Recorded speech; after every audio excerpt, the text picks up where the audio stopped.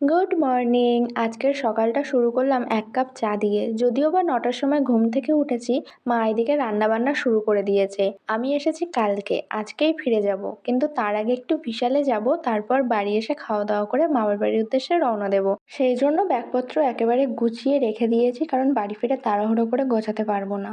আর এই যে আমি রেডি হয়ে বেরিয়ে পড়েছি, সাথে মাও আছে।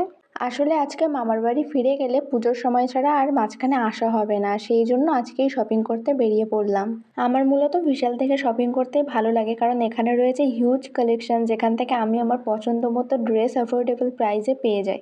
এখানে আমি কয়েকটা ড্রেস নিয়ে ট্রায়াল রুমে চলে এসেছি, তো তোমরাই দেখে বলো এর মধ্যে থেকে কোনটা সব থেকে বেশি ভালো লাগছে। এখানে আমরা আমাদের শপিং কমপ্লিট করে বাড়ি ফিরে এসেছি, আর আজকে যা বীভৎস গরম পড়েছে না, কি আর বলবো। যাই হোক, আমাকে এবার খাওয়া দাওয়া করে বেরোতে হবে, তাই এখানে আমি খেতে বসে গেছি। মা আজকে মাছের তরকারি করেছিল, সেটা দিয়েই খাওয়া দাওয়া করে এখন বেরিয়ে পড়েছি। জানি না ট্রেন ধরতে পারবো কিনা, অনেকটাই দেরি হয়ে গেছে। ফাইনালি আমি স্টেশনে এসে গেছি, আর এত তাড়াহুড়ো করে এসে দেখি ট্রেন অনেকটাই লেট আছে। আমি ভেবেছিলাম বাড়ি গিয়ে পড়াতে পারবো, কিন্তু জানি না, আজকে অনেক টায়ার্ড হয়ে পড়েছি, গিয়ে পড়াতে পারবো কিনা জানিও না। তো যাই হোক, ফাইনালি ট্রেনও চলে এসেছে, এখন আমি ফিরে যাব।